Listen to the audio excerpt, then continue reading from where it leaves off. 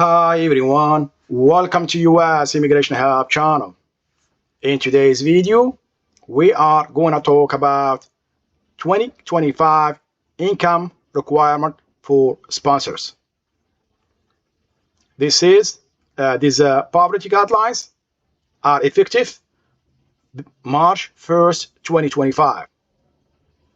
If you are new to this channel, my name is Liman and I make videos for a family-based immigration to simplify the immigration process and give you confidence to go through your immigration journey by yourself. First of all, I am not an immigration attorney. I'm here to help you based on the information you have from USCIS website. If you find this video very helpful, please subscribe, share, hit the notification bell, and give us a big like so YouTube can share the video with more people. So if you're ready, let's get started. So to get this page right here, just type I-864P and click on the first link, and it's going to take you to this page right here. This is 2025 HHS Poverty Guidelines for Affidavit of Support. So as I mentioned, this is effective March 1st, 2025. So this is sponsored household size, how you get it, how we count it. If you go to your form I-64, this is sponsors household size.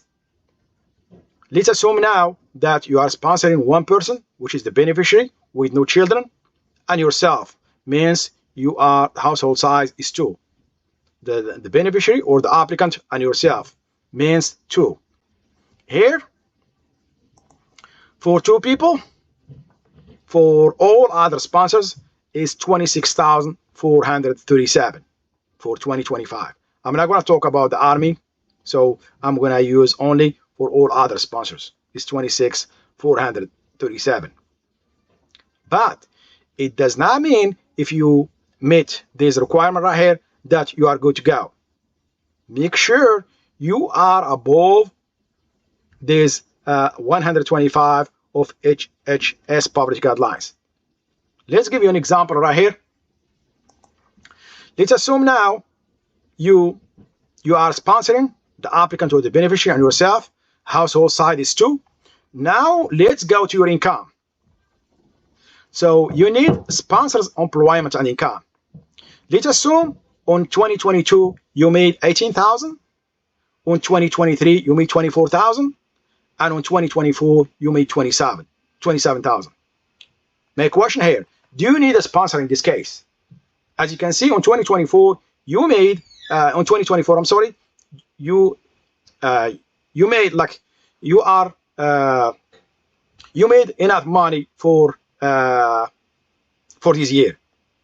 But the previous years, on 2023 and 2022, you did not make enough money to sponsor the applicant or the beneficiary. So in this case, my advice is to have a joint sponsor to help you with your case. That's my advice.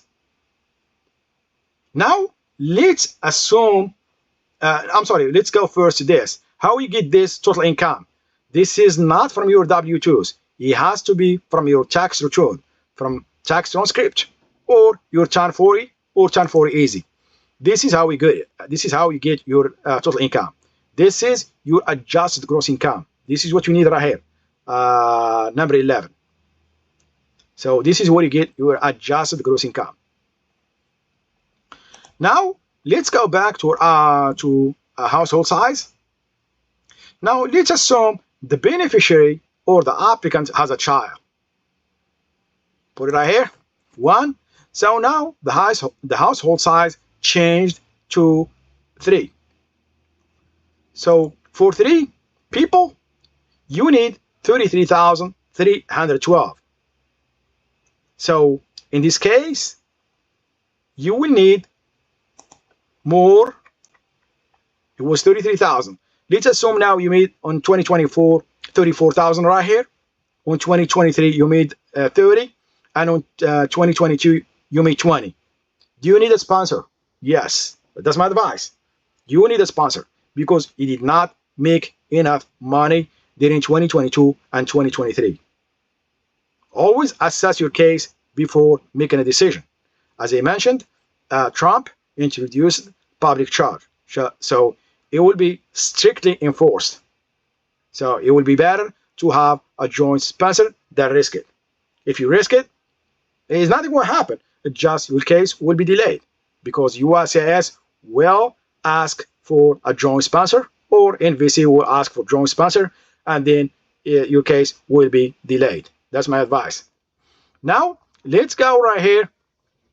Let's assume that you have now 2 children.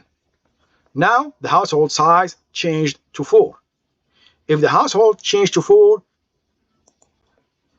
you will need 40,187 for 2024.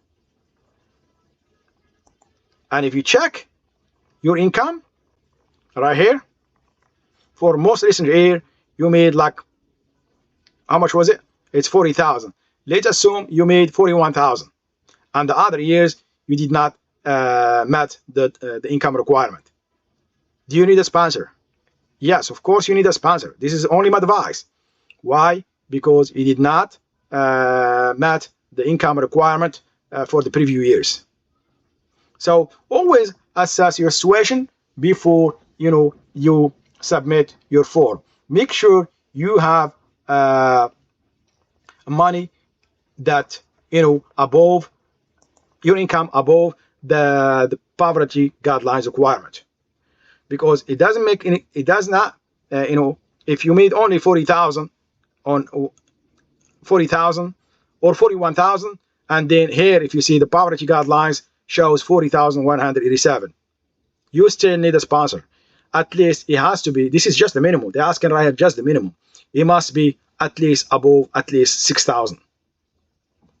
That's my advice. So let's go now for 6 people. I'm sorry, for 5 people, you need 47,062.